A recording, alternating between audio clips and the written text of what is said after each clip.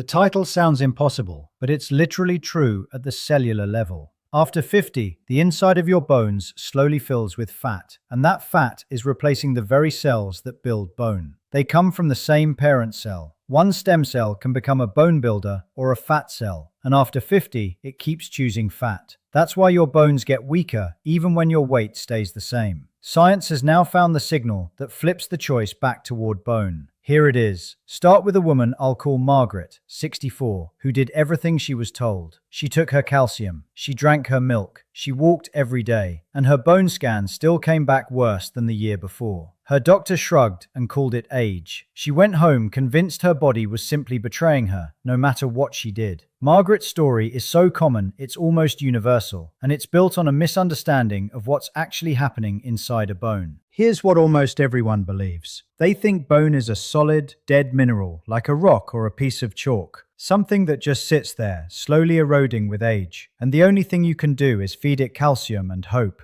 That picture is completely wrong, and it's the reason so many people feel helpless against bone loss. Your bone is not a rock. It is one of the most alive, actively rebuilt tissues in your entire body. Right now, inside every bone you have, two opposing crews are at work around the clock. One crew, the osteoclasts, tears down old bone. The other crew, the osteoblasts, builds fresh new bone in its place. This demolition and construction cycle never stops. Your entire skeleton is essentially rebuilt every decade of your life. The bone you have now is not the bone you had 10 years ago. So bone loss isn't really about erosion, it's about a hiring problem. Bone weakens when the demolition crew keeps working, but the construction crew stops showing up. And here's the question that unlocks everything. Where does the construction crew come from in the first place? Because the answer to that is the answer to why your bones are turning to fat, and why the latest science says you can flip it back. The construction crew is hired from a pool of stem cells inside your marrow, and those exact same stem cells can be hired instead to become fat.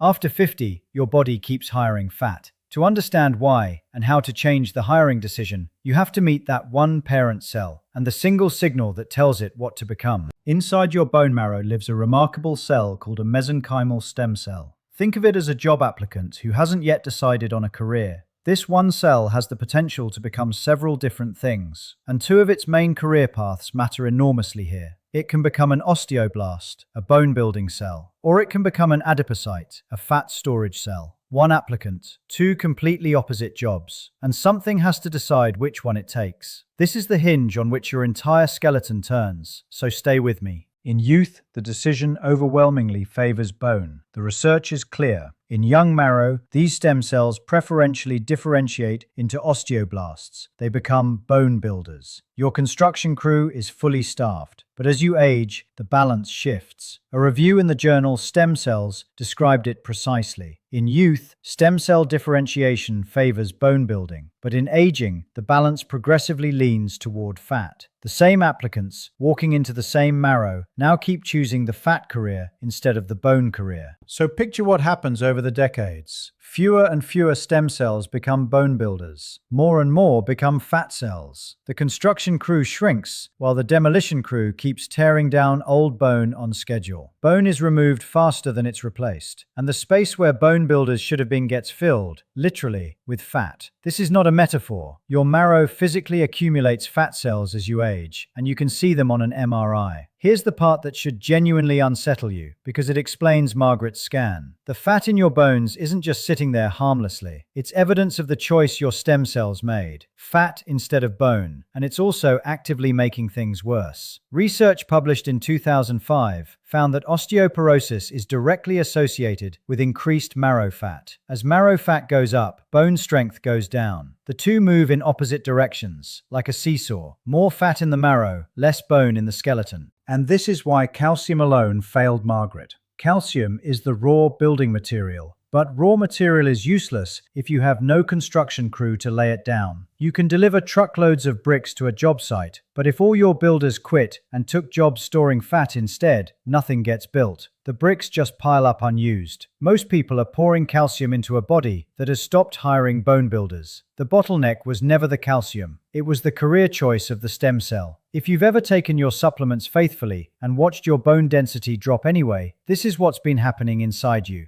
It wasn't that you weren't trying. It was that nobody told you the real problem lives one level deeper, in which job your stem cells decide to take. So now the question becomes the most important one in this entire video. What controls that decision? What tells a single stem cell to become bone instead of fat? Because if we can find that signal, we can change the hiring. And the latest science has found exactly what it is. What it turns out to be is something you'd never expect. The decision is governed by a kind of molecular switch inside the stem cell. Two opposing master programs fighting for control. Scientists have identified the key players precisely. One program, driven by a protein called PPAR-gamma, pushes the cell toward becoming fat. The opposing program, driven by a protein called RUNX2, pushes the cell toward becoming bone. Whichever program wins, that's the career the cell takes. So the entire question of bone versus fat comes down to which switch gets flipped. And here's where the story turns from frightening to hopeful. Because that switch is not random. It responds to signals from outside the cell. The marrow is constantly being told which way to flip, and one of the loudest voices in that conversation is mechanical force. Let me explain this with the most important concept in bone biology, something most people have never heard of. Your bones have living sensor cells buried deep inside them called osteocytes. These are former bone builders that got walled into the bone they made, and they sit there acting as strain gauges, sensors that detect mechanical load. Every time you put force through a bone, the osteocytes feel it, and they respond by sending out chemical signals that tell the stem cells which career to choose. Here's the mechanism, and it's beautiful.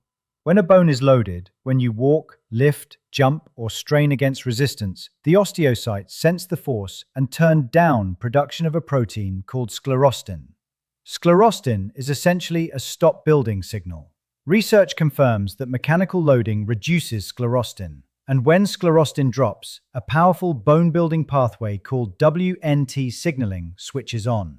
That WNT signal flips the stem cell switch towards RUNX2, towards becoming bone.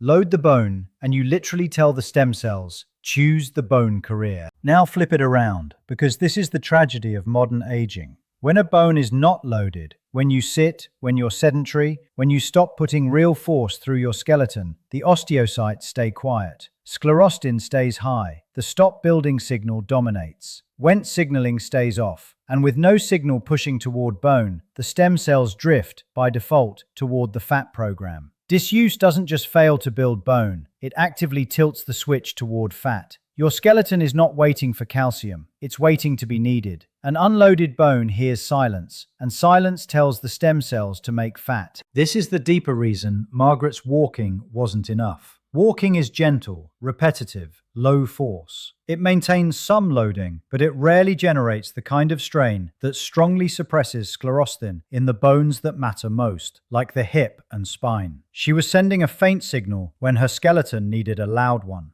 The crew never got the call to report for work. If this is reframing everything you thought you knew about bone loss, and you want the exact protocol that flips this switch back toward bone, subscribe now. The steps are coming up shortly, and they target this signal directly. Because there's one more piece of the discovery, the part that turns this from slow the loss into reverse it, and it's the finding that genuinely surprised the researchers. What almost nobody talks about is the most hopeful finding in this whole field. The bone versus fat decision is not permanent, and the fat already sitting in your marrow can actually be reduced. For years, the assumption was that once marrow filled with fat, that was simply the new state of an aging skeleton, a one-way slide. But the research has overturned that. A 2017 study published in a leading bone journal found something remarkable. Exercise decreases marrow fat directly, through the burning of that fat for fuel. The marrow adipocytes shrank. The fat that everyone assumed was a permanent fixture of aging bone was in fact removable. Load the skeleton hard enough and the marrow fat goes down. Read that carefully, because it changes the entire story. This isn't only about preventing future loss, it's about reversing a process that was already underway. The seesaw can tip back. Researchers reviewing marrow adiposity and aging concluded that exercise can reduce marrow fat and even help restore the marrow's other functions. The construction crew can be rehired, the fat can be cleared, the bone can be rebuilt. And here's why this is so much more powerful than calcium or even most medications. When you load your skeleton correctly, you're not addressing one symptom, you're flipping the master switch upstream of everything. You suppress sclerostin. You activate WNT. You push the stem cells away from fat and toward bone. You shrink the existing marrow fat. And you do all of it with one signal: force, applied to the bone on purpose. One signal, multiple repairs, all flowing from the same source. This also explains a pattern doctors have noticed for decades,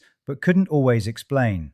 The strongest bones in older age belong not to the people who drink the most milk, but to the people who keep loading their skeletons. The ones who lift, who do impact, who challenge their bones with real force. Their stem cells keep getting the bone signal, year after year. Their switch stays flipped toward construction. Meanwhile, the most sedentary people lose bone fastest, no matter how clean their diet, because their skeletons hear nothing but silence. I'd guess many of you have been told to be careful, to take it easy, to protect your fragile bones by doing less. Tell me in the comments, were you ever warned away from exercise because of your bones? Because that advice, for most people, has it exactly backwards, and it may have cost you years of bone you could have kept. Now, an honest caution, because this is where good science demands care. If you already have significant osteoporosis or a fracture history, you cannot simply start jumping and lifting heavy. The loading has to be matched to your current bone strength and built up gradually, ideally with professional guidance. The signal is real and powerful, but a fragile bone needs the dose raised slowly, the way you'd rehabilitate any weakened structure. The research is still evolving on the precise prescription for the most fragile patients, so this is a conversation to have with your doctor, not a green light to overload a brittle skeleton overnight. But for most people over 50 with reasonably healthy bones, the message is the opposite of what they've been told. Your bones are not asking to be protected from force, they are starving for it. The signal that turns your marrow back from fat to bone is load, and load is something you can give your skeleton starting this week. Here's exactly how.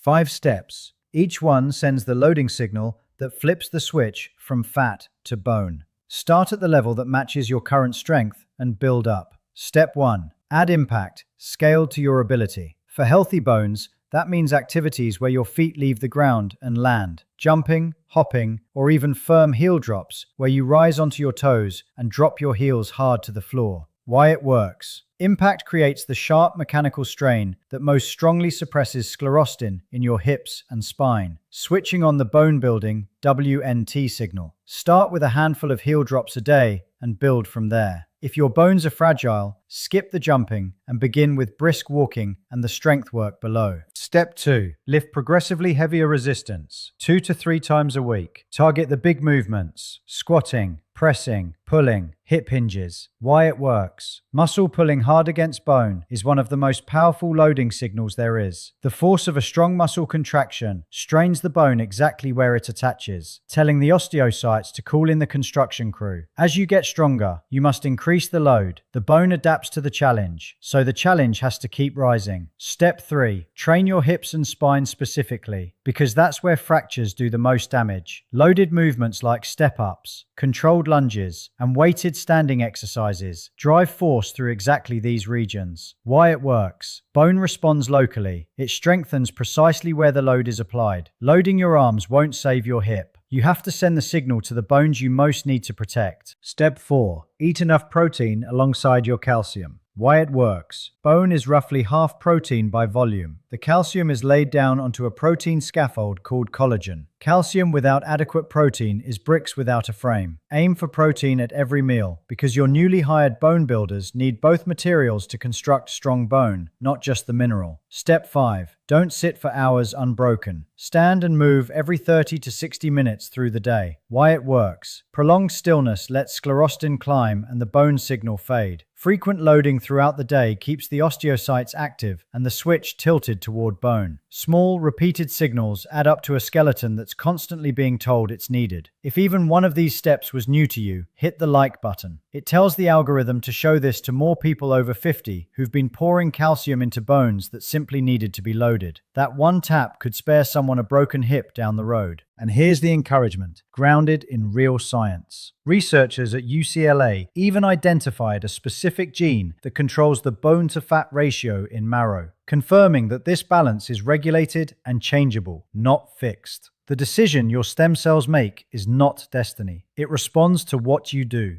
Start sending the load signal, scale to your body, and the same marrow that's been filling with fat can begin filling with bone again. The crew is still out there, waiting to be called back to work. Think back to Margaret, faithfully drinking her milk while her scan got worse. She wasn't failing. She was feeding a construction site that had no workers, because no one ever told her the workers had quietly switched careers and that one signal could call them back. When she finally started loading her bones the right way, gradually and deliberately, the trajectory changed. The seesaw began to tip the other direction. That's the part I want you to hold on to.